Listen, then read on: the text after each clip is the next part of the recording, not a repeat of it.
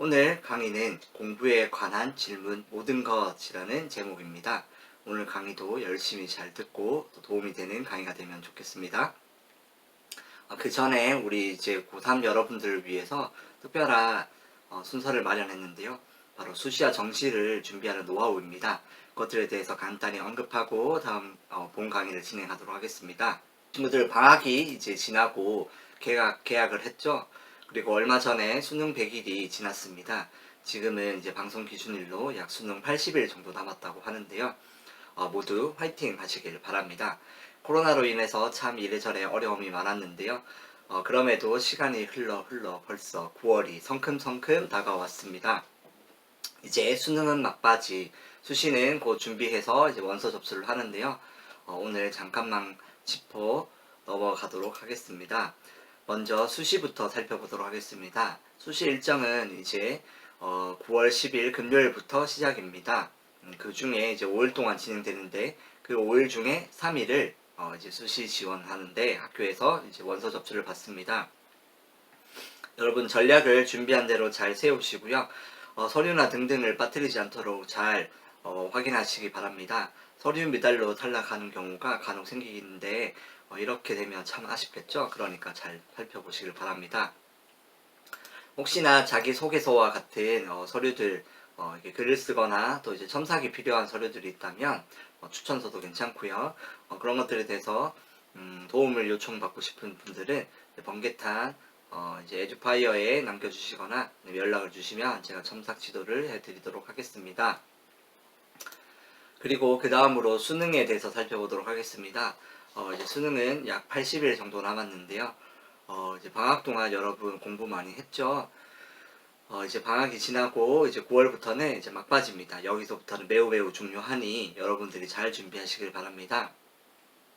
수능 대비를 위한 최종 점검은 바로 9월 모의평가로 진행됩니다. 이제 올해는 9월 모의평가가 9월 1일 수요일인데요. 방송일 기준으로 바로 다음 날이죠. 내일 수능 모의고사를 치는데 잘 치시길 바랍니다. 이때 등급에서 여러분 수능까지 기간이 얼마 남지 않았기 때문에 이때 받은 등급에서 1, 2등급 정도 위로 가거나 아래 가거나 업 되거나 다운 되거나 하는 정도로 마무리가 됩니다. 수능 성적이 마무리가 됩니다. 9월 등급에서 내가 어떠한 과목이든 3등급을 받았다 하면 수능 때는 2에서 4등급 정도 보통 나오고 잘 하는 경우가 1등급, 2등급을 뛰어넘는 경우가 있고요. 대부분은 근데 3등급이 나왔다 하면 2등급에서 4등급 정도가 수능 성적이라고 예상이 됩니다. 그러니까 이를 잘 준비해서 여러분 막바지 대비를 하면 좋겠습니다. 이러한 모의고사와 수능을 잘 준비하기 위해서 필수적인 팁이 있는데요. 그것은 바로 오답노트입니다. 오답노트 정리입니다.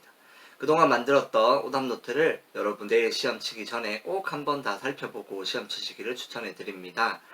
이 틀린 것을 다시 보는 것, 그것이 배우고 익히는 과정에서 익히는 과정인데요. 이러한 익히는 과정, 다시 보는 이러한 습관들이 가장 성적을 빨리 올리는 방법 중에 하나이기 때문입니다. 그래서 꼭 다시 풀어보는 것을 잊지 말았으면 좋겠습니다. 9월달이 되면 이제 9월 중순까지는 최소 개념 정리는 끝내고요. 이제 실전 모의고사 문제풀이를 계속 해야 됩니다. 그리고 시간 관리를 연습하고요. 시간 안에 풀 수 있도록 대비를 해야 됩니다. 그리고 틀린 문제에 대한 오답노트는 꼭꼭 만들어서 꼭꼭 계속해 가시길 바랍니다. 이 오답노트를 이렇게 중위권, 상위권, 하위권 모두 준비를 하시고요. 그리고 상위권은 1, 2등급에 해당되는 학생들인데요. 이 학생들은 고난이도 모의고사 위주로 열심히 실전 대비를 하고요.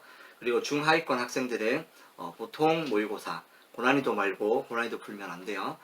보통 모의고사, 그러니까 시중에 나와 있는 모의고사를 하면서 오답노트 정리하고 실전 시간을 재는 연습들을 꼭꼭 많이 하면 되겠습니다. 제 수능이 얼마 남지 않았고 이제 20대가 얼마 남지 않은 고3 여러분 10대 생활을 잘 마무리하시고 성공적이고 희망찬 20대를 준비하면 좋겠습니다. 이상 먼저 오프닝 강의를 마치고 이제 다음으로 본 강의 공부에 관한 질문 모든 것에 대한 것을 이어가도록 하겠습니다. 오늘 강의는 공부에 대한 질문 베스트 10입니다. 네, 10가지 질문을 가지고 거기에 대한 대답으로 강의를 진행하도록 하겠습니다. 그 중에 첫 번째 질문입니다. 첫 번째 질문은 바로 이것입니다. 나는 꿈이 없는데 어떡하죠? 친구들, 꿈이 없는 친구들이 참 많죠? 그리고 꿈이 없는 것에 답답해서 힘들어하는 학생들, 그리고 그 학생들 뿐만 아니라 학부모님들도 참 많이 답답해하고 계십니다. 그런 분들이 저에게도 참 많이 찾아오는데요. 정말 정말 많습니다. 솔직히 꿈이 있는 학생들보다 꿈이 없는 학생들이 대부분이라는 걸 저는 잘 알고 있고요. 여러분들도 아시길 바랍니다. 그런데 여러분, 꿈이 뭘까요? 꿈이라 하는 거는 너무 정확하게 설명하기보다는 간단하게 얘기하면 이루고자 하는 목표가 될 수 있겠고 또 장래 희망이 될 수도 있겠고 그런 것들이 꿈이라고 여러분 생각하면 되겠습니다. 그런데 학생들이 말하는 꿈은 제가 이제 여러 가지 질문들을 많이 받고 생각을 해볼 때 학생들이 꿈이 없다라고 말하는 건 나는 잘하는 게 없다 라는 이야기인 것 같아요. 그러니까 꿈이 뭐냐라고 물어보면 학생들은 대부분 이 질문을 어떻게 받아들이냐면 나는 잘하는 게 뭘까? 이렇게 받아들인다는 이야기입니다. 그런데 여러분, 꿈꾸는 것은 잘 못해도 꿀 수 있다라는 것을 먼저 말해주고 싶어요. 그리고 막 꿈이 있는 친구들 있죠. 난 무언가가 되겠어. 어떤 걸 할 거야 하는 친구들이 부러운 경우도 꽤 많이 있는데 꿈이 없어도 문제가 있지 않고요. 곧 여러분이 10대를 지나서 20대가 되면 반드시 이런 고민들은 해결될 거라는 것을 꼭 이야기해주고 싶습니다. 꿈이 없는 경우 가장 큰 이유가 뭘까요? 많은 사람들은 뭐 이런저런 뭐 많고 뭐 열정이 없어서 그리고 뭐 마음이 없어서 도전 정신이 부족해서 이런 이제 부정적인 이야기가 많은데요. 오늘은 이 꿈이 없는 이야기를 다른 차원에서 한번 살펴보도록 하겠습니다. 제가 생각하기에 많은 학생들을 보고 또 꿈이 있는 학생들, 없는 학생들을 찾는 과정들을 볼 때 그 중에 가장 큰 이유는 바로 경험의 부족 때문이었습니다. 여기서 말하는 경험은 이제 경험이 부족하고 경험을 못했다라고 하는 건데 여기서 말하는 못한 경험들은 내가 살면서 해보지 못한 모든 경험들을 이야기합니다. 공부를 하는 경험, 또 놀러 가는 경험, 친구들과 함께 어울리는 경험, 놀이동산에 가는 것, 그리고 어떠한 사람들을 만나는 것, 이런 모든 경험들을 말합니다.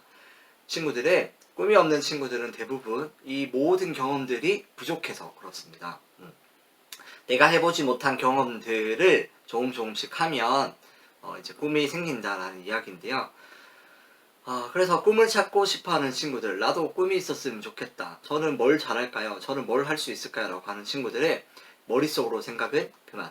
그리고 몸으로 다양한 경험을 하러 도전을 하시길 바랍니다.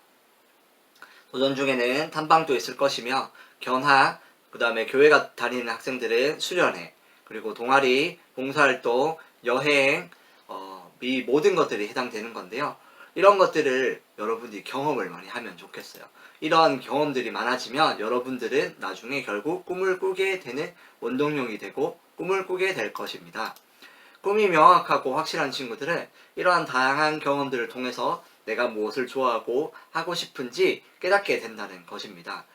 여기에 필요한 것이 뭐냐면 바로 생각을 많이 하는 것이 아니라 뭘 잘하는 게 아니라 바로 도전입니다. 도전. 내가 해보지 않은 경험들을 해보기 위한 도전을 말하는죠. 여기서 도전을 할 때 불법적인 거나 범죄 등 남에게 피해를 주는 경험들은 아닙니다. 그리고 안전에 위협이 되는 행동들도 하면 안 되죠. 이런 것들을 제외한 모든 경험들을 여러분들이 많이 하시면 그리고 이 강의를 보고 계시는 학부모님들도 공부 외에 다른 모든 많은 경험들을 아이들이 하게 하시면 아이들은 또 학생들은 꿈을 꾸게 된다는 것을 여러분 기억하시길 바랍니다. 이 강의를 보고 계신 분들 중에서도 우리 자녀들이 꿈이 없다라고 생각하는 부모님들 많이 계시죠. 그런 부모님들도 생각을 많이 할 수 있는데 그런 아이들에게는 경험을 많이 시켜주면 된다는 것을 기억하시기 바랍니다. 다양한 또는 해보지 못했던 도전의 경험들, 그것을 통해서 느끼는 다양한 감정들과 그 기억들이 어우러져서 결국에는 내가 어떤 사람인지 깨닫게 해주고 그 경험들을 통해서 그 결과 꿈을 꾸게 됩니다. 이것을 부모님들이 기억하면 좋겠어요. 부모님들이 아이들을 양육할 때 잘하면서 학생들은 대부분 머릿속에 기억에 남는 게 어떤 거냐면 뭘 하는 기억보다 뇌리에 강하게 박힌 기억들 중에 하나는 바로 뭐 하지마, 그거 안 돼 라는 이야기들을 정말 많이 듣고 자라요. 그런데 이렇게 그런 이야기를 많이 듣고 자라는 학생들이 어떻게 자라냐면 꿈을 꾸지 못하는 아이들로 자랍니다. 상상력과 다양한 경험들이 추억이 되고 그것을 통해서 내가 깨닫는 것이 되는데 그런 경험들이 부정적인 합숙을 통해서 하면 안 돼, 하면 안 돼, 난 못해 라고 연결되기 때문이죠.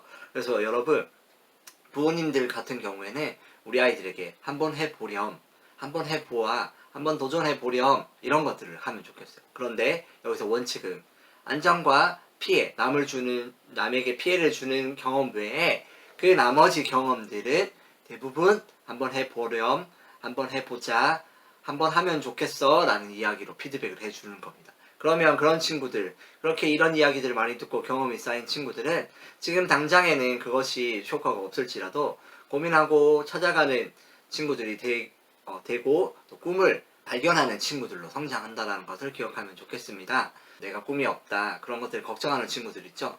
여러분 꼭 기억하면 좋겠어요. 걱정하지 마세요. 자라면서 사실 사람들은 점점 더 다양한 경험들을 또 하게 되고 다양한 상황들을 겪게 됩니다. 친구들은 학교 다니고 친구들이 살아가는 세계에서는 그러한 경험들을 할 이벤트가 적어요. 그런데 여러분들이 10대를 지나고 조금 더 성장하면 이러한 다양한 경험들이 많아지거든요. 그러면 여러분들도 분명히 꿈을 꾸는 사람들이 될 거예요. 그러니 자연스럽게 경험하게 되면서 꿈과 목표를 가지게 되고 나는 꿈이 없어 라고 말하는 것이 얼마나 순수하고 예쁘고 또 아름다운 고민이었는지 나중에 추억하게 되는 어른이 될 거예요. 그러니까 여러분 염려하지 말고 결론! 내가 하지 못한 경험들에 도전하는 친구들이 꿈을 찾는다는 것을 꼭 기억하시기를 바랍니다. 다음 두 번째 질문을 보도록 하겠습니다. 두 번째 질문은 바로 꼭 공부를 해야 할 이유가 있나요? 라는 질문입니다.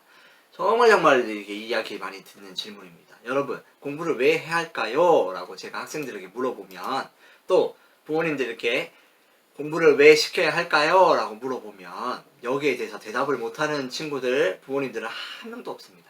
다 중요한 이야기를 합니다. 중요성에 대해서는 모든 사람들이 다 알죠. 공부를 해야 되는 게 중요하다는 건 다 알고 있죠. 설문조사를 하거나 심층 면접을 진행해보면 이런 이유들에 대해서 대답을 하는데요.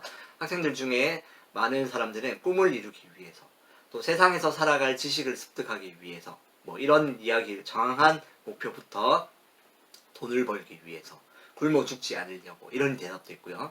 또 대학을 잘 가게 하려고 가기 위해서 또 사람들에게 무시당하거나 손해보지 않기 위해서 등등 다양한 대답들이 있는데요. 이런 것들이 모두 공부를 해야 되는 아주 중요한 이유들입니다. 대부분의 학생들과 부모님들은 학생의 본분은 공부고 이때 공부를 해야 된다는 것을 너무나도 잘 알고 있죠. 그런데 그리고 이렇게 살아가면서 이 공부의 경험이 매우 중요한 것도 매우 그 책임에 대해서도 잘 알고 있죠. 그런데 친구들, 제가 여러분들에게 드리고 싶은 말씀 뭐냐면 공부를 꼭 해야 되나요? 라고 하는 이 질문 속에 숨겨진 의도에 대해서 이야기를 해주고 싶어요. 이 말은 즉슨 어떤 거냐면 나는 공부가 중요한 건 알겠는데 정말 하기 싫고 정말 너무 괴롭고 정말 이거 왜 해야 되는지 왜 이 싫은 걸 계속 해야 되는지 모르겠다 라고 하는 숨겨진 의도에 대해서 이야기를 하고 싶어요. 그런 것의 가장 큰 이유는 결국 성적이죠. 잘 하지 못하니까 또 괴로우니까 이런 것들 때문에 공부를 왜 해야 하나요? 라고 이제 우리 친구들이 많이 물어보죠. 그런데 여러분 이런 생각을 하면 좋겠어요. 이렇게 생각을 하면 좋겠어요. 공부는 원래 어렵다라는 거예요. 공부는 쉬운 게 아니에요. 쉬우면 그건 공부가 아니에요. 공부는 원래 어렵다라는 거고요. 우리가 맨날 많이 듣죠. 공부는 하면 된다 이런 얘기를 많이 들으니까 어때요? 못하는 나는? 왜 못하지? 나는 못하나? 재능이 없나? 나는 부족한 사람인가? 그러니까 하기 싫어 이렇게 연결되거든요. 그런데 이 공부를 하면 된다라는 말이 실상 우리에게 와닿기로는 누구나 하면 쉽게 성적이 오른다라는 의미로 받아들여져요. 그러니까 공부를 하면 된다라는 말이 누구나 성적이 오른다라는 것이 되면서 반대로 어떻게 되냐면 성적이 나오지 아니하면 나는 공부에 재능이 없어. 남들 다 하는데 난 못해. 이런 식으로 기결이 된다라는 거죠. 그런데 하면 된다라는 얘기는 하는데 공부하기는 어렵다라는 얘기는 사실 선생님들과 부모님들이 하진 않아요. 그 이유는 왜냐면 학생 여러분 때문이에요. 시작하기 전에 포기할까봐. 하면은 다 되는데 그것을 하지를 못해서 왜 못하니? 라는 것에 이제 이유가 있는 거죠. 그러니까 공부를 시작도 안 하고 포기할까봐 이 공부는 어렵다라는 얘기를 하지 않는 거예요. 그런데 친구들 다 알아요. 공부를 해보면 어렵다라는 거 다 알죠. 그런데 학생들을 많이 만나면서 제가 보기에 학생들에게 물어봐요. 열심히 한 경험이 있냐? 나는 열심히 한 경험이 없는 친구 손 들어보세요 하면은 손을 드는 친구가 있을까요? 없을까요? 한 명도 없어요. 다 열심히 해본 경험이 있어요. 그런데 열심히 했는데 안 된다라는 그 경험 때문에 하고 싶지 않은 친구들이 참 많은 거죠. 그런데 공부는 어려운 거고 공부하는 과정 중에 열심히 해도 안 되는 과정은 무조건 있다는 것을 여러분 기억하면 좋겠어요. 그러면 여기서 또 물어볼 수 있죠. 그러면 우리는 어려운 일은 안 하나요? 어려운 일은 하지 않나요? 라고 물어봤을 때 어려운 일은 하지 않진 않죠. 그런 건 아니에요. 10대들 중에 이제 여자 청소년들 중에서는 BTS를 좋아하는 친구들이 참 많이 있죠. 그런데 그 학생들은 돈이 주어지고 허락이 주어지면 그 콘서트를 예매하기 위해 정말 정말 열심히 노력하죠. 그 어렵다는 그 콘서트를 예매하기 위해 정말로 손가락 연습도 많이 하고 시간도 재고 다양한 준비와 어려움을 극복하기 위한 노력들을 하죠. 그리고 남자 청소년 중에서는 이제 게임을 열심히 하는 친구들이 많죠. 그런데 그 게임 중에서도 어려운 게임들이 있죠. 고난이도고 야 이건 진짜 진짜 어려운데 하지만 수많은 연습과 노력을 통해서 그것을 극복하기 위해 부단히 노력하는 학생들 많이 있죠. 그러니까 이게 무슨 말이냐. 진짜 어렵고 그런 경우가 있지만 그래도 포기하지 않고 하는 경우가 있다라는 거예요. 그러니까 공부도 마찬가지예요. 결론을 이야기를 할게요. 공부를 시작하는 거는 쉬워요. 누구나 할 수 있어요. 그런데 그 공부가 어려운 것도 맞아요. 그 과정이 매우 어렵다라는 이야기를 하는 거예요. 그런데 계속 어려워도 계속 하는 이유가 있어요. 공부를 해야 되는 이유. 계속 어려움 중요하기 때문이 아니라 공부를 계속 할 수 있게 하는 원동력에 대해서 이야기를 하는 거예요. 그 원동력, 그 이유는 매우 매우 중요한데요. 그것은 바로 성취입니다. 성취, 보람이라는 거죠. 내가 진짜 BTS 예매하는 거 너무 어려운데 해냈어. 으아! 하고 난리 나죠. 그리고 게임 누구라도 어려워하는데 나 열심히 해서 해냈어. 이러면 그러면 부모님들이 얘기하죠. 야 그거에서 뭘 기쁘냐. 공부를 그렇게 해봐라. 이런 얘기를 정말 많이 하죠. 친구들 맞아요. 그런데 이런 어려운데도 노력하는 데 중에 가장 중요한 이유가 원동력은 뭐냐면 공부에도 바로 성취 때문이에요. 보람 때문에. 바로 그래서 내가 해냈다라는 것을 공부를 통해서도 느낄 수 있다는 것을 친구들이 기억하면 좋겠어요. 그래서 저는 학생들에게 왜 공부해야 하나요? 라고 물어보는 학생들에게 꼭 이러한 성취에 대한 이야기를 해요. 여러분들이 누구나 다 어려움에도 부단히 노력하고 애쓴 거 알아요. 그런데 잘하지 못해서 포기하지 말고 그것들을 해냈다라는 그 감정을 느낄 때까지 공부를 한번 참고 해보세요. 그러면 그것이 정말 정말 즐거운 과정이 될 거고 내가 해냈다라는 그 성취가 정말 여러분 안에서 막 솟아날 거예요. 이것은 성적과 잘하는 것과 상관없이 노력에 대한 부분을 이야기하는 거예요. 공부는 반드시 노력이 필요하고 어렵다는 걸 기억하고 그 과정 중에 해내는 성취를 얻기 위해서 노력하면 좋겠습니다. 그리고 이러한 성취를 여러분들이 발견한다면 그것은 여러분 학생들이 앞으로 인생에서 정말로 큰 자산을 얻게 된 것이라고 반드시 제가 얘기해 줄 수 있어요. 내가 어렸을 때 노력하고 열심히 해서 해냈다라는 그 경험이 여러분들이 앞으로 살아갈 인생에 정말 정말로 중요한 자산이 될 거예요. 그래서 도전하는 어른 그리고 부단히 노력하며 두려워하지 않는 어른으로 성장되게 하는 가장 큰 발걸음 중에 하나가 바로 공부를 하면서 성취를 하는 경험이에요. 그래서 이런 것들을 경험하고 즐기게 되는 여러분이 만약에 된다면 더 이상 공부를 왜 해야 하죠? 라는 질문을 하지 않을 거예요. 그러니 여러분들이 잘 생각해 보시고 열심히 노력하는 친구들 되길 바랍니다. 다음 세 번째 질문입니다.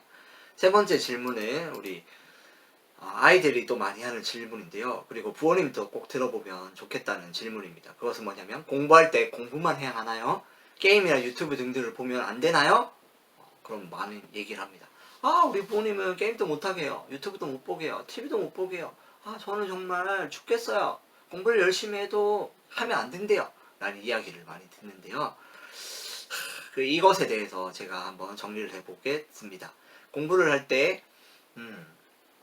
공부만 해야 한다. 이런 질문. 당연히 공부를 할 때는 공부만 해야 하는 건 너무 당연합니다. 내가 공부를 해야겠다라고 작정하는 그 시간에 딴짓을 하면 안 되죠. 만약에 1시간이다 하면 1시간 동안은 공부만 해야 하고요. 그런데 문제는 그거죠. 공부를 안 하는 시간. 공부를 하지 않기로 하는 시간에 게임과 유튜브를 보냐 마냐에 따라 이제 학부모님들과 자녀들이 그렇게 많이 다투게 되죠. 학부모님들은 쉬는 시간에도 그냥 쉬지 무슨 게임이냐 유튜브냐 이런 얘기를 많이 하죠. 그리고 공부에 관련된 걸 해야지 그런 거 하면 안 된다라는 얘기를 많이 하고, 반대로 학생들은 어때요? 쉬고 싶은데 쉬는 시간까지 간섭받는 것에 대해서 힘들어하는 학생들이 많죠. 그런데 이런 학생들 말고 어떤 학생들은, 학부모님들은 공부할 때 공부를 한다 하면 쉬는 시간에도 유튜브나 게임을 하면 안 되고 친구도 만나서도 안 되고 다 하면 안 된다. 그리고 나는 공부만 해야 한다라고 생각하는 학생들과 부모님들도 참 많아요. 그래서 그런 학생들과 부모님들은 내가 공부만 해야 되는데 뭐 친구도 만나고 게임도 하고 이러기 때문에 게으르다라는 얘기를 정말 많이 듣게 돼요. 제가 뭐 많은 학생들도, 저는 정말 게을러야 하는 학생들도 하루에 10시간 넘게 공부를 하고 앉아있는 학생들을 봤어요. 그런 친구들에게 왜 게으르다라는 키워드가 씌워졌는지 모르겠는데, 정말 부지런하게 열심히 하는 학생들도 이런 생각들을 많이 하게 됐죠. 그리고 쉬는 시간에 공부를 하는 거 외에 다른 활동들, 뭐 친구를 만나거나 놀러를 가거나 이런 것들 다 자제하라는 얘기를 많이 하는데요. 그것들에 대해서 좀 더 얘기를 해보도록 하겠습니다. 쉬는 시간에 게임과 유튜브, TV를 보는 거, 이런 것들을 보는 이유 중에 가장 큰 이유는 뭘까요? 그것은 바로 재미 때문이죠. 재밌기 때문에. 그리고 이런 재미를 통해서 어떻게 돼요? 스트레스를 푸는 정도, 이런 것들을 통해서 다시금 공부를 하는 것에 힘과 동력을 얻는 정도라면, 스트레스 환기를 하는 정도라면 저는 다 하라고 합니다. 그러니까 나쁜 행위, 범죄나 남에게 피해를 주는 행위가 아니면 저는 뭐 게임, 유튜브 이런 것 등등 할 수 있으면 하라고 합니다. 왜냐하면 그런 동력들을 통해서 내가 다시 게임과 이런 것들을 통해서 다시 공부를 하는 것에 집중을 할 수 있는 원동력이 될 수 있기 때문입니다. 그런데 어른들이 게임이나 유튜브를 보고 TV를 보는 그런 이렇게 몰입하는 것들을 하지 말라는 경우도 여러분들이 한번 생각하면 좋겠어요. 학생들 말이에요. 그것은 바로 중독 때문이에요. 중독을 여러 가지로 정의할 수 있는데 제가 기억하는 중독 중에 하나는 어떤 거냐면 바로 현실을 회피하기 위한 수단이 될 때 그것은 중독으로 빠질 위험이 있다는 거예요. 뭐라고? 다시 한번 얘기할게요. 현실을 회피하기 위한 수단. 즉 공부를 하기 싫어서, 노력하기 싫어서, 피하고 싶어서 이런 현실과 도피를 하기 위해서 게임, 유튜브, TV 이런 것들을 본다라는 건 반드시 여러분들이 경계해야 될 것 중에 하나예요. 그래서 많은 부모님들이 이런 것들을 통해서 중독으로 빠질 수 있기 때문에 하지 말라는 이야기를 하는 거예요. 그리고 애초부터 그래서 시작을 하지 마라라고 어른들이 이야기를 많이 하는 것입니다. 저도 만약에 이런 이유들, 현실을 도피하고 피하고 싶어서, 뭐 짜증을 잊고 싶어서 이런 것들 때문에 만약에 게임이나 유튜브 뭐 보고 또 이런 것들을 한다면 저는 반대를 합니다. 이것을 꼭 기억하면 좋겠습니다. 내가 공부를 잘하기 위한 또 수단, 환기, 스트레스를 푸는 정도면 괜찮은데 회피하고 싶어서, 막 이런 생각을 잊고 싶어서 이렇게 하는 경우면 모든 행동들이 위험하다라는 걸 기억하면 좋겠어요. 그래서 학부모님들도 학생들도 이 행동을 왜 하는지 의도에 대해서, 의도가 무엇이냐에 생각해보고 노력해야 되는 것에 환기가 되고 스트레스를 풀고 다시 도전할 힘을 얻기 위한 의도는 괜찮다고 생각을 하시고, 만약 내가 피하고 싶고 하기 싫고 잊고 싶고 또 도피처로 생각하기 위해서 하게 되면 이런 것들은 조심해야 된다는 것을 꼭 기억하면 좋겠습니다. 여러분 잘 듣고 또 실천하시길 바랍니다. 다음 4번째 질문입니다. 저는 공부를 잘 못하는데 전 공부에 재능이 없는 것 같아요. 어떡하죠? 라는 질문입니다. 이것은 앞에 했던 질문과 비슷한 질문인데요. 공부를 잘 못해요 하는 건 많은 사람들, 많은 학생들의 고민입니다. 대부분 다 그러죠. 합니다. 공부에 재능이 있는 사람들도 있지만 여러분, 제가 해주고 싶은 말은 공부에는 재능이 없어도 괜찮다라는 이야기를 해주고 싶어요. 그 말은 잘 못해도 괜찮다라는 거예요. 두각을 나타내지 않아도 괜찮다라는 얘기예요. 앞서 공부는 시작은 쉬워도 과정은 원래 어렵다라고 제가 얘기를 했죠. 그것은 배우고 익히는 과정이 노동의 과정처럼, 내가 땀을 흘리는 것처럼 스트레스를 받고 힘들기 때문이에요. 예를 들어 수학 문제를 풀 때는 개념과 공식을 생각하고 또 외워야 하고 그것을 생각해내야 하고 그것을 토대로 조합해서 식을 세우고 문제를 풀죠. 그런데 이러한 과정들을 모르면 어때요? 문제를 틀리죠. 그러면 틀리는 것에 스트레스 받고 또 이것을 공부해야 되는 것에도 괴롭고 다시 또 외워야 하고 이런 것들에 대해서 힘들죠. 그래서 이런 것 때문에 수포자들이 또 많죠. 그런데 IQ 지능 지수가 높다라는 것은 재능이 있다라는 것은 이러한 과정들에서 쉽게 이해되고 수행된다라는 것을 의미해요. 이런 부분에 재능이 있을 수는 있어요. 그런데 중요한 거는 공부를 하는데 IQ가 보통이어도 때로는 IQ가 좀 낮아도 이러한 과정들과 또 이런 이해되고 수행되는 과정들은 모두 할 수 있다는 거예요. 그런데 그리고 희망적인 얘기는 천재들과 또 지능이 높은 친구들은 한 번 보면 이해되는데 이 IQ가 낮고 지능에 대해서 재능이 없는 친구들도 두 번, 세 번 보면 이해가 된다는 거예요. 두 번, 세 번 하면 문제를 맞추는 결과는 똑같다는 거예요. 한 번 보고 문제를 맞추든 두 번, 세 번 반복해서 계속 한 다음에 문제를 맞추든 그 평가는 똑같다는 거예요. 왜냐하면 이게 고등학교에서 배우는 지식은 목표가 정해져 있기 때문이에요. 그런데 여러분 친구들이 지금은 그러면 한 번 보면 재능 있고 좋고 두세 번 보면 손해죠 라고 말할 수 있는데 앞으로 여러분들이 살아갈 세상에서는 분명히 아무리 노력해도 할 수 없다라는 것을 깨닫게 되는 순간들이 올 거예요. 그러니 해주고 싶은 말은 뭐냐면 노력해서 할 수 있고 내가 노력을 통해서 얻어낼 수 있는 결과는 쉬운 거다라는 얘기를 해주고 싶어요. 많은 학생들이 그래요. 머리가 나빠요. IQ가 낮아요. 그렇게 말을 많이 하는데 그런데 공부에 재능이 없어도 충분히 목표에 도달할 수 있고 이룰 수 있어요. 왜냐하면 익히고 틀리고 하는 그 과정을 계속 반복하면 되기 때문이에요. 그래서 성적을 못 받는다고 해서 그렇게 환탄하지 마세요.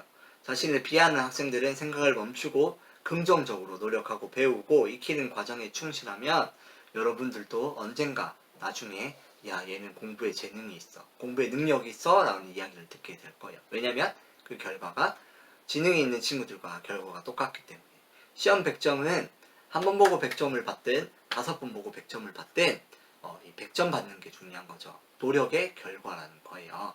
그러면 공부도 즐겁고 또 기쁘게 하게 될 것이라고 생각합니다.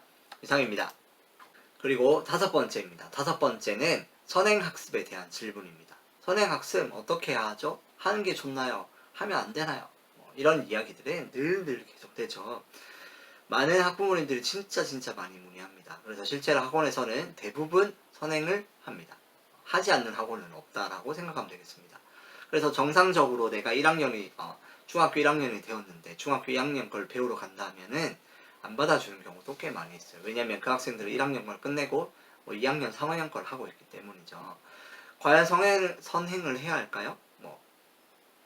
그래서 학원에 가서 학생들이 등록을 못해서 돌아오는 학부모들이 한탄을 많이 해요. 그때 선행을 저도 시킬 걸 그랬나봐요. 이 아이가 시무룩한 걸 보니 제 부모의 잘못 같아요. 이런 얘기를 진짜 많이 하는데 저는 개인적으로 생각할 때는 선행을 하면 정말 좋기는 좋다라고 이야기를 해주고 싶어요. 진짜 도움이 되고 좋습니다. 할 수 있으면 가능하면 하면 좋다라고 저는 생각을 하고 있어요. 그런데 할 수 있으면인데 그런데 모두가 하는 게 큰 문제가 될 수 있는 거죠. 그런데 선행을 하면 오히려 해가 되는 경우도 있는데 이것을 주의해서 이것을 제외한 경우에는 선행을 하는 게 좋다라고 생각을 하면 좋겠습니다. 그러한 것들의 이야기를 하겠는데요. 첫 번째 해가 되는 경우는 바로 정상 진도의 성적이 80% 이상 정답이 안 될 때 선행을 하는 경우입니다. 선행은 매우 배움에 뛰어난 학생들이 앞서서 더 배우는 과정인데요. 여기에는 당연히 정상 진도를 충분히 숙지한 다음이라는 전제가 있어요. 우리나라 교육 과정은 차근차근 쌓아가는 단계예요. 그러니까 앞서서 배운 것들의 기초를 탄탄하지 못하면 그 다음 것을 배우는데 무리가 있다는 얘기. 그러니까 앞서서 기초를 탄탄하게 하면 그 다음 것을 잘 할 수 있는데 밑에가 없고 이렇게 쌓으면 무너지고 하기 어렵고 쌓지 못하는 경우가 생겨요. 그런 경우에서는 선행을 하기보다는 정상 진도를 배우거나 또 후행 과정을 겪는 게 더 유리하다는 걸 기억하면 좋겠어요. 배웠던 것을 탄탄히 세우는데 집중을 하는 경우가 더 맞다라는 것입니다. 그래서 80% 이상 정답이 안 되는 친구들은 선행보다는 그것을 탄탄히 해서 먼저 80% 이상 정답을 위한 노력들을 하고 그 다음에 선행을 진행하기를 추천합니다. 또 다음으로 선행을 할 때 진도는 어느 정도 하면 좋을까 이런 얘기를 또 많이 하는데요. 이것들에 대해서 이야기를 좀 하겠습니다. 이것도 진도도 천차만별인데 개인적으로는 한 학기에서 1년 정도, 두 학기 정도를 선행을 한다는 것을 적당하다고 생각을 합니다. 이것도 선생님들마다 좀 격차가 있는데요. 대부분의 학생들에게 가장 유리한 선행의 조건은 바로 한 학기에서 1년 정도의 과정이었습니다. 이것은 제 경험으로 우러나는 것들을 이야기를 하는 거고 특별한 이유는 발견하기 어려운데요. 그 이상 하는 것에서는 크게 효과를 보지 못했던 것 같아요. 또 너무 앞서서 배우면은 또 정상 진도가 차이가 많이 나기 때문에 이 선행을 하고 정상 진도 때 복습을 하는 효과를 많이 누리지 못하기 때문에 3학기나 2년을 뛰어넘으면 힘들다는 것을 이야기해주고 싶습니다. 꼭 기억하시길 바랍니다. 자, 그다음 6번째 질문입니다. 나는 공부를 하는데 암기가 잘 안 돼요. 선생님, 공부할 때 암기를 잘하는 방법이 혹시 있을까요? 라는 질문입니다. 예, 진짜 많이 하죠. 저는 암기를 못해요. 저는 머리가 너무 나쁜가 봐요. 이런 오해와 갈등, 고민들 때문에 머리를 쥐어뜯는 학생들이 많은데요. 그런데 공부를 할 때 암기가 필수죠. 암기는 필수예요. 심지어 수학을 할 때도 공식과 여러 가지 부분에서 암기가 필수예요. 그래서 수학은 암기 과목이다 라고 말하는 선생님들도 꽤 많이 있습니다. 공부는 다 외워야 되는 거죠. 그런데 잘 외우는 방법이 있냐라고 할 때 정답은 없다라는 거예요. 지름길은 없다. 외우는 것에 있어서의 과정은 다 똑같고 그것을 단축시킬 수는 있는데 뭐 한 10시간 걸릴 거 5시간 정도로 단축시킬 수는 있는데 쉽게 해서 하는 방법은 없다라는 거예요. 외우는 거는 반복적으로 하고 열심히 다시 복습하는 거 말고는 방법이 없어요. 근데 많이 하다 보면은 이쪽에서 뇌가 개발이 때문에 이 과정은 동일하다라는 것을 여러분이 아셨으면 좋겠어요. 그러면은 배운 것을 암기를 잘하는 것은 또 잘 외우는 것도 있지만 잘 안 까먹는 것도 되게 중요한 거죠. 그래서 여러분 여기서 언급할 것은 지름길은 없지만 잘 안 까먹는 방법에 대해서 조금 언급해 볼까 합니다. 이것을 기억하고 여러분에게 도움이 되면 좋겠습니다. 우리가 가령 어디 음식점을 갔던 것을 기억할 때 거기서 어떤 음식을 먹었죠? 라고 물어보면 여러분 이것을 어떻게 기억이 안 날 때 떠올리는지 한번 고민해 보면 좋겠어요.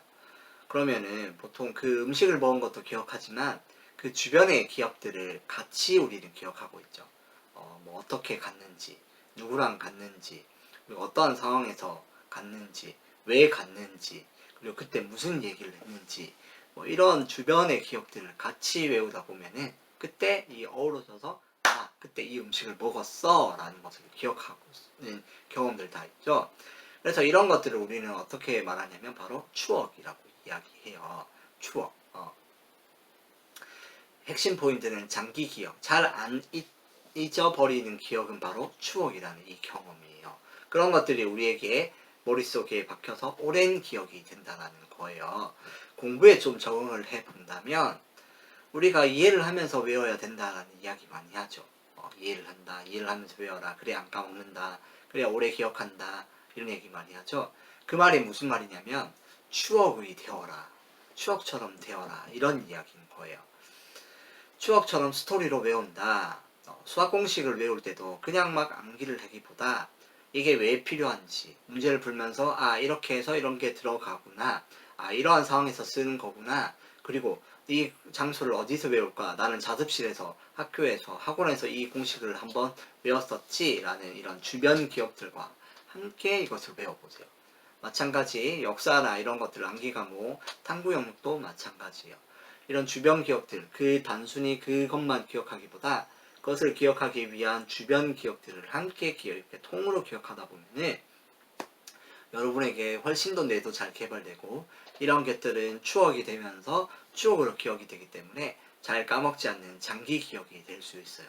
그래서 암기를 할 때 많은 학생들이 그래요. 공부를 잘하는 학생들은 분량을 요만큼 보는 게 아니라 요 한 장을 보는 게 아니라 이 한 장을 정리된 이것을 외우는 게 아니라 이 한 장이 뽑혀 나오기 위한 기본적인 서적들을 많이 봐요. 그래서 이 기본적인 서적들을 보면서 이해를 한 다음에 한 장을 외우면 더 잘 외워지기 때문이에요. 그래서 이 암기를 단순한 게 학생들은 야 시간 아깝게 그 두꺼운 거 왜 보냐 이런 얘기를 하는데 이 주변 기억들을 이해하면서 외우는 게 훨씬 더 잘 외워지고 디테일하게 기억할 수 있기 때문이에요. 그래서 이 짧게 외우기보다 오히려 주변 상황들을 함께 설명하면서 외우는 것을 가장 좋은 장기 기억의 방법이다라는 것을 기억하면 좋겠습니다. 자, 그 다음 7번째 질문입니다. 시험에 관한 질문이네요. 저는 시험 때 긴장을 해서 실수를 너무 많이 해요. 실수가 줄여지지가 않아요. 라는 질문입니다. 사실 이런 실수하는 케이스가 제가 그랬던 케이스였어요. 저는 실수를 정말 많이 하는 유형이었습니다. 그래서 본 시험 때 시험을 치러 가면은 원래 준비했던 것보다 맨날 성적이 낮게 나왔어요. 왜? 실수와 또 아는 것을 틀리기 때문에. 큰 시험을 앞두면 긴장하면 저는 늘 그랬던 것 같아요. 그래서 심지어 운전면허 기능 시험을 치러 갔는데 너무 긴장을 한 거예요. 그래서 이제 준비를 하고 출발하고 삥 하고 가는데 사이드 브레이크를 내리고 출발해야 되는데 제가 너무 긴장해서 까먹은 거예요. 그래서 그냥 출발해서 2초 만에 탈락했어요. 붕 실격하셨습니다. 제가 얼마나 부끄럽고 창피하고 스스로에게 자괴감이 너무 많이 드는 거예요. 내가 왜 그랬을까? 실수 때문이죠. 그런데 제가 나중에 이 경험을 하고 공부를 하면서 깨달은 게 있어요. 그게 뭐냐면 바로 실수를 말 그대로 실수라는 거예요. 그러나 이 실수라는 것을 기억하고 다음을 보완하는 걸로 생각하면 된다는 거예요. 여기서 중요한 것은 인정하고 이 실수를 개선하는 도구, 개선점으로 여기는 마음과 생각이라는 거예요. 이런 부분에서 실수를 했으니 다음에는 좀 주의를 해야겠다라고 생각을 하면 여러분에게 엄청 더 도움이 되는 개선점이 될 수 있다는 거예요. 실수는 실패가 아닙니다. 이 실수를 통해서 더 보완하고 성장하면 충분히 훌륭하게 잘 되는 사람이 될 수 있어요. 그런데 여기서 인정하고 보완하는 게 아니라 부정을 하면 힘들게 돼요. 그걸 알면서도 또 틀리다니 나는 모자란 사람이야. 나는 정말 안 되는 사람이야. 이걸 또 틀려? 하면서 이런 걸 틀리는 거 용납할 수 없어. 그냥 실수였고 나는 그렇지 않는 사람이야. 라고 이렇게 반대로 부정해버리면 반드시 그 상황이 또 생긴다는 것을 말해주고 싶어요. 반드시 또 그 부분에서 실수를 하게 됩니다. 그러니 어떠한 실수라도 용납하고 받아들이세요. 내가 이런 부분에서 모자랐구나. 저도 그 사이드 브레이크 올리고 출발한 다음에 진짜 많이 자괴감을 가졌어요. 그런데 나중에 내가 이런 부분에 대해서 다시 주의를 해야겠구나 해서 그 이후로는 현재까지 운전을 할 때 사이드 브레이크를 올리고 출발하는 경우는 없었던 것 같아요. 왜냐하면 이것에 대해서 주의를 해야겠다라고 생각을 했기 때문에. 이렇게 수용하고 인정하는 자세를 여기고 개선처럼 여기면 여러분 오히려 이것을 통해서 더 성숙하고 성장한 사람이 될 수 있습니다. 그리고 이것들을 통해서 시험도 더 잘 볼 수 있게 돼요. 그래서 이것을 잘 기억하면 좋겠어요. 저도 이렇게 스스로를 인정하기까지 좀 오래된 것 같아요. 그런 것들 실수하다니. 에이, 나는 그런 사람이 아닌데 하고 넘겨버렸는데 계속해서 그런 일이 생기더라고요. 그래서 여러분 받아들이고 인정한 다음에 그것에 대해서 보완한다라고 생각을 하면 극복할 수 있다라고 저는 이야기를 했습니다. 그 다음 8번째입니다. 8번째는 공부에 관한 또 질문이네요. 제가 수업에서 다 듣고 이해를 했는데 문제를 풀면 다 틀려요 하는 질문입니다. 이 질문을 들으면서 어떤 생각이 드냐면 분명히 수업 시간에는 잘 이해했는데 다 모르는 것 같아요. 그리고 공부를 했는데 저는 한 게 없는 것 같아요. 왜 그럴까요? 라는 질문과 동일한 질문으로 들립니다. 수업에서 듣고 이해했는데 문제 풀면 다 틀려요. 들을 땐 잘 이해했는데 정작 잘 모르는 것 같아요. 왜 공부를 했는데 한 게 없는 것 같죠? 저는 공부를 해도 안 돼요 라고 말하는 것과 연관된 같은 동일한 질문이라고 볼 수 있는데요. 이 아까 앞에 조금 언급했는데 공부는 학습이라고 했죠. 이 학습을 한문으로 바꾸면 어떤 거냐면 배울 학에 익힐 습이라는 거예요. 그리고 공부는 배우고 익히는 과정이라는 거예요. 앞에서 제가 했던 이런 질문을 수업을 듣고 이해해도 문제를 풀면 다 틀려요 라는 질문들은 이것에 대해서 오해가 있기 때문이라고. 이 문제는 이 배우고 익히는 과정 중에 어떠한 것에 잘못됐기 때문에 이러한 결과가 생길까요? 그것은 배우는 과정에 문제가 있는 게 아니라 익히는 과정에서 부족함이 있었기 때문에 문제를 틀린다라는 거예요. 익히다라는 것이 중요한데, 이 익히다라는 게 어떤 건지 여러분 아세요?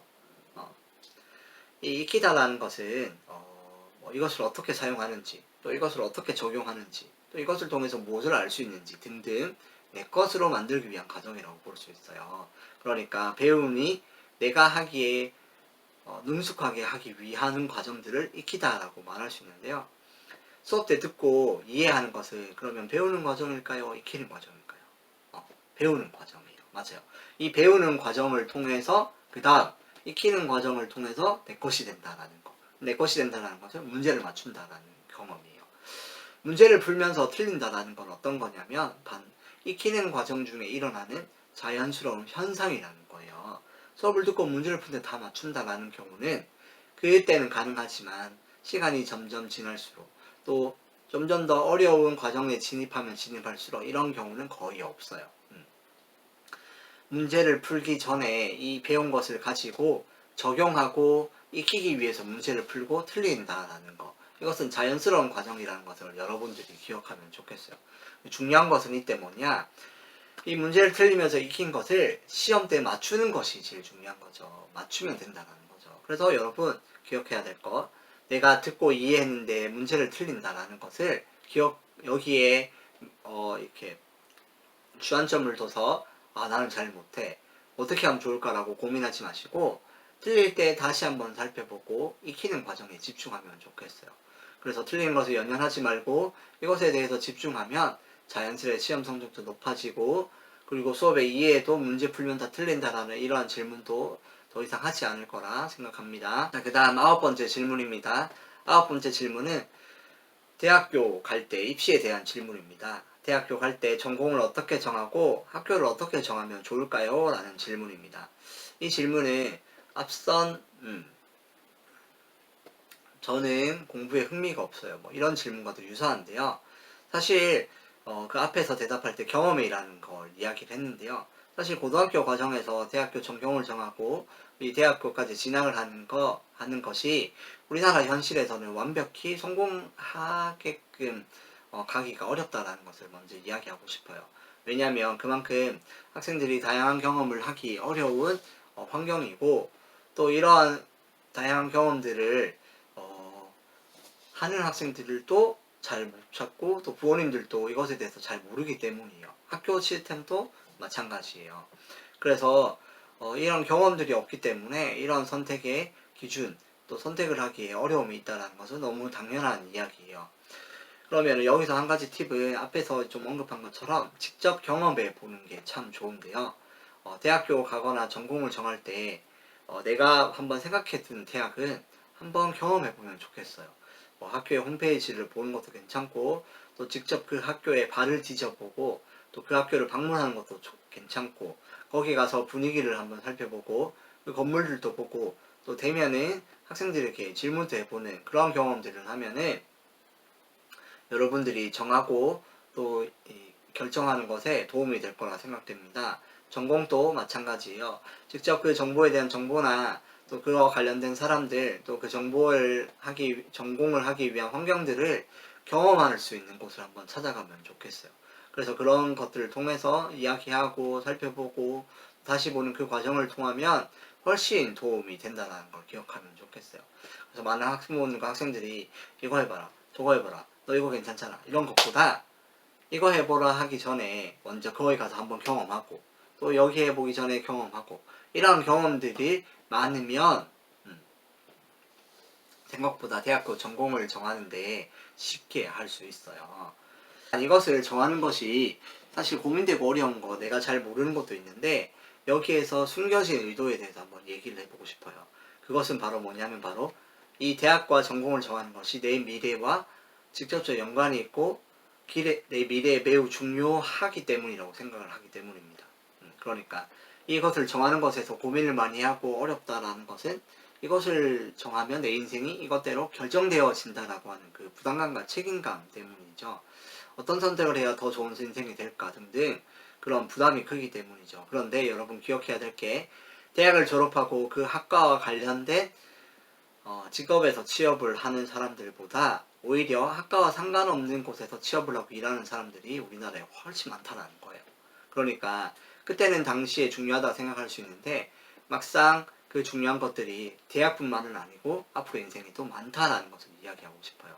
그러니 부담감을 좀 내려놓고 신중하게 시간을 들여서 이야기 더 많이 하시고 차분히 결정을 하면 되는 것을 기억하면 좋겠습니다. 그리고 이러한 학교를 정할 때 이런 경험들에 대한 이야기를 하고 선택을 하고 하는데요. 그 다음에 선택이 여러 개가 될 수 있잖아요. 이것도 되고 이것도 되고 이 세 가지 정도 있죠. 그럼 나는 이 세 가지 중에 어떤 것을 해야 될까라고 할 때 그때의 기준에 대해서 좀 더 얘기를 해볼게요.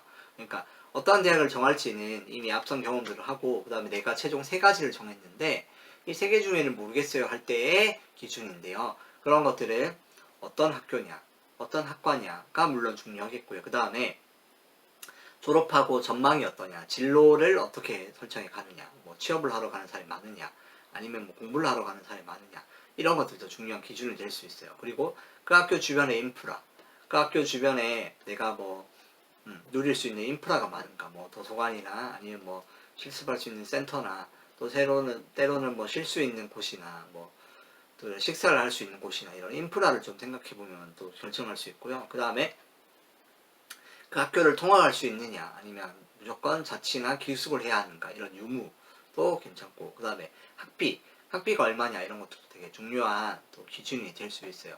그래서 이런 것들을 경험을 통해서 세 개를 세팅하시고 그 나머지 부분들은 뭐 학과, 졸업 후 진로, 학교 주변 인프라, 통학할지 기숙할지, 그다음에 학비는 얼마인지 등등이 있다는 것을 기억하고 이러한 종합적인 요소와 평가를 통해서 여러분들이 가고 싶은 학교를 정하는 게 제일 좋습니다. 그리고 끝으로 마지막 10번째 질문입니다. 10번째 질문들은 또 이제 입시를 준비하는, 진학을 준비하는 우리 중학생, 초등학생들과 학부모들에게 해당되는 질문이네요. 읽어보도록 하겠습니다. 특목고나 자사고, 과학고를 가는 것이 좋을까요? 가지 않는 것이 좋을까요? 어떻게 하는 게 더 좋을까요? 라는 이 질문에 대한 정답은 대부분 정해져 있습니다. 대부분의 입시 전문가들과 컨설팅하는 분들은 대부분 확실하게 얘기를 합니다. 가는 것이 좋다. 가는 게 좋습니다. 라고 이야기를 합니다. 근데 그러면 이유가 중요하죠. 그 이유는 뭐냐면 바로 공부하고 학습하고 익히는 과정에 최적의 환경을 제공하는 학교이기 때문입니다. 반대로 그런데 잘하는 학생들이 모여서 더 비교하고 그러면 잔인하다, 내신 성적도 안 받고 그러면 망하지 않느냐 이런 얘기를 많이 하는데요. 그 의견도 맞아요. 그런데 그것보다 더 중요한 것은 그럼에도 불구하고 가야만 또 가면 좋은 이유가 있는 거예요. 그것이 바로 앞서 말했던 최적의 환경이라는 거예요. 잘하는 학생들이 모여서 함께 공부, 또 서로가 서로를 보면서 또 함께 공부하고 함께 관찰하면서 발전을 하는 결과로 연결되기 때문이에요. 시험 내신이나 성적은 안 나올 수 있지만 그렇게 결과로 보이는 것 외에 보고 배우고 경험할 수 있는 것들이 훨씬 더 많기 때문에 대부분의 전문가들은 꼭 그런 학교에 진학을 할 수 있는 게 좋다라고 이야기를 합니다. 물론 성적이나 등수가 떨어질 수도 있는데요. 그리고 뭐 아까 언급했듯이 뭐 맨날 반에서 1등 하다가 뭐 전교권이었다가 또 이렇게 전교 반 밖으로 또 때로는 하위권으로 떨어질 때 충격을 받을 수 있는데요. 그런데 많은 학생들 중에서는 이러한 실패와 힘듦조차도 오히려 좋은 경험이었다고 그리고 자신을 돌아보고 주변 친구들과 함께 또 더 열심히 노력할 수 있었다고 응답하는 경우도 꽤 있습니다. 이러한 여러 가지 것들을 조합해 볼 때 내신이라는 그 두려움 때문에 진학하지 않는 것은 좀 이렇게 안타까운 선택이라고 볼 수 있겠습니다. 이러한 학교들은 스스로 공부를 많이 해야 되는 학교고요. 그리고 이것들은 사교육이나 이런 것들을 의존하기보다 스스로 공부하고 스스로 학습하고 스스로 연구하는 이런 과정들로 이루어져 있어요. 스케줄이 매우 빡빡하다고는 하지만 그 안에서는 자율적으로 이루어지는 분위기가 많이 있는데요. 스스로 공부한 행동에 책임을 지고 이를 발견하고 노력하고 수정하는 과정이 자연스럽게 그 학교를 졸업할 때쯤 되면 형성되어지는 과정이 있습니다. 그래서 그런 학교들은 진학을 하면 매우 유리하죠. 이러한 경험들, 스스로 공부하고 노력하고 수정하고 학습하는 이러한 경험들은 훗날 20대 대학생이 되면서 또 그 이후의 인생에도 큰 영향을 미치는 아주 중요한 주축돌이 될 수 있는 경험들이죠. 그렇기 때문에 대부분 많은 선생님들과 또 대부분 많은 입시 전문가들은 또 그런 학교 자립형사립고 민족사관학교 과학고등학교 또 특수목적고등학교들의 진학을 권유하는 편이라고 생각하면 되겠습니다. 그런데 간혹 내신 성적 받기가 진짜 어렵고 내가 잘 해낼 자신이 없고 두려움이 너무 크다면 그런 경우에는 분명히 진학하는 것보다 일반 고등학교에 가서 또 그런 경쟁보다는 또 이렇게 좀 더 자유로운 분위기에서 공부하는 것이 더 좋다라는 것을 얘기해주고 싶습니다. 실제로 자사고나 이런 스케줄을 보면 아침부터 밤까지 정말 빽빽하게 차 있거든요. 그런 과정들을 즐길 수도 있지만 그 과정들에 있어서 나는 좀 자유로운 스타일이고 나는 좀 이렇게 얽매인 스타일 안에서 자유라기보다는 그 모든 것에 대해서 자유로운 스타일이고 성격이 그렇다 하는 학생들은 성적이 좋더라도 그런 곳에 가는 것이 오히려 더 해가 될 수 있다는 것도 잘 기억하면 좋겠습니다. 무조건 좋고 무조건 나쁜 게 아니라 상황에 맞게 잘 선택해서 진학하시면 되겠습니다. 오늘 이제 앞에 오프닝 강의로 수시와 수능에 대한 준비를 살펴보았고요. 그리고 본 강의로 공부에 관한 질문 모든 것이라는 제목으로 10가지 질문에 대해서 이야기를 해보고 또 답변을 해보았습니다. 이러한 그 답변들이 여러분의 공부와 또 여러분의 계획하는 것에 또 여러분의 진학하는 것에 도움이 되면 좋겠고요. 또 이러한 부분에서 많이 생각해보고 또 더 나리 발전되는 인생을 사는 여러분 되시길 바랍니다. 이런 것들을 통해서 다양한 경험들의 중요한 부분들은 바로 신앙입니다. 신앙 공부와 교회 예배드리고 하나님을 찾는 그것에도 소홀히 하지 마시고 반드시 열심히 하여 이 모든 것들이 하나님께 영광이 되는 그러한 계기가 되는 여러분 되기를 간절히 소망합니다. 그러면 다음 시간에 또 뵙도록 하겠습니다. 이상 수수한 교사의 이재영 연구원이었습니다. 감사합니다.